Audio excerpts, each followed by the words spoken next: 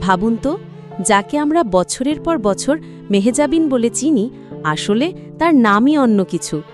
Showbiz দুনিয়ার জনপ্রিয় অভিনেত্রী, নাটক থেকে বিজ্ঞাপন, ওয়েব সিরিজ থেকে সিনেমা, সব জায়গায় যার দাপট সমান, সেই মেহজাবিন চৌধুরী সম্প্রতি এক সাক্ষাৎকারে ফাঁস করলেন নিজের আসল নামের গল্প।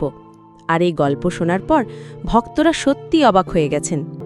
মেহজাবিন জানালেন, আমরা যেভাবে তার নাম উচ্চারণ করি মেহজাবিন, আসলে তা পুরোপুরি সঠিক নয়।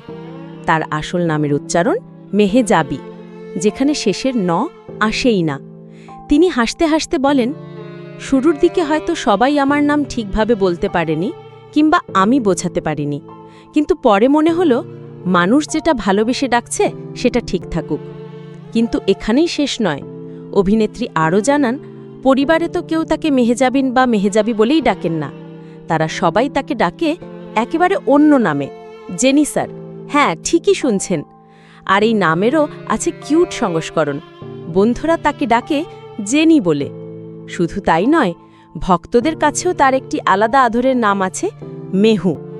অভিনেত্রী নিজেও স্বীকার করেছেন, ভক্তদের দেওয়াই নাম তার খুব প্রিয়। তিনি বলেন, মেহু নামে ডাকে যখন, তখন মনে হয় আরও কাছের মানুষ। এই ছোট ছোট নামের পেছনে লুকিয়ে আছে তার জীবনের অনেক মধুর সম্পর্কের গল্প। ভাবুন তো, যাকে আমরা টিভি পর্দায় এত ভালোবাসি, তার জীবনের এমন মজার তথ্য আগে কজনই বা জানতাম। পর্দায় যতই গম্ভীর বা রোম্যান্টিক চরিত্রে অভিনয় করুন না কেন, আসল জীবনে তিনি বেশ মজাদার মানুষ। হয়তো এই কারণেই তার ভক্তরা তাকে শুধু একজন অভিনেত্রী হিসেবে নয়, বরং নিজের কাছের মানুষ মনে করে।